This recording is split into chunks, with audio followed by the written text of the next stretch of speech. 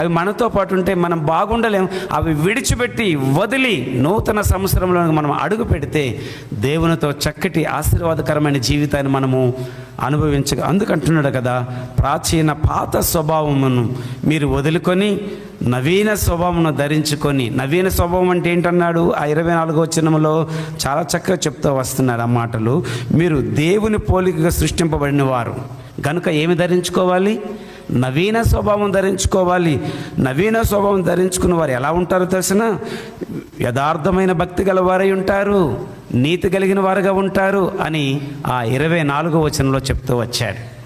కాబట్టి పాత జీవితాన్ని, ఆ ప్రాచీన స్వభావాన్ని, ఆ జీవితాన్ని, పాత జీవితాన్ని మనం వదిలితేనే నవీన స్వభావాన్ని అనగా కొత్త జీవితాన్ని మనము అనుభవించగలం. అలా కొత్త జీవితం అనుభవించిన మనము ఎవరి పోలిక సృష్టింపబడ్డాము? దేవుని పోలికగా సృష్టింపబడ్డాం. దేవుని పోలికగా చేయబడిన మనము నీతియు యథార్థమైన భక్తి గలవారమై ఉండగలిగి సంతోషించగలుగుతాము, ఆనందించగలుగుతాము అని అన్నాడు.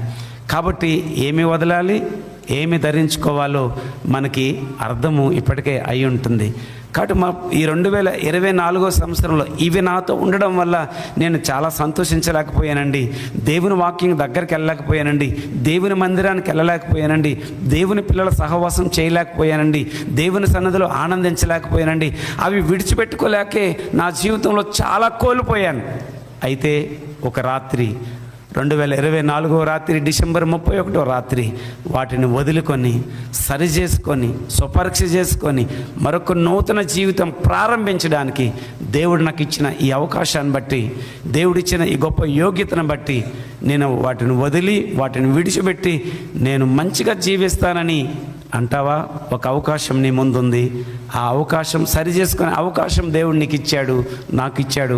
కాబట్టి ఈ రాత్రి మనం అటువంటి ఒప్పుకోల్లోనికి మనం వచ్చి ఒప్పుకొని సరిదిద్దుకొని నూతన సంవత్సరంలోకి అడుగు పెడితే ఆ సంవత్సరం ఎంత ఆశీర్వాదకరంగా ఉంటుందో ఇంకా మనం దేవుని వాక్యములో చూడగలుగుతాం. ఒక 2 మాటలు ఇలా ఉన్నాయి, అవి మీకు జ్ఞాపకం చేసి చక్కటి వాక్యాన్ని మీకు అందిస్తాను. ఏంటి అనంటే, యాకోబు గురించి అడిగితే చిన్నపిల్లవాడు నుండి వృద్ధాప్యం వరకు అడిగితే మోసగాడండి అంటారు. యాకోబు ఎలాంటి వాడంటే చెప్తాం, మోసగాడండి. ఆ మోసగాడు ఒక రాత్రి దేవునితో గడిపినప్పుడు అతడు ఎలా మార్చబడ్డాడో తెలుసా? ఇశ్రాయేలుగా మార్చబడి ఆశీర్వాదకరంగా మార్చబడగలిగాడు.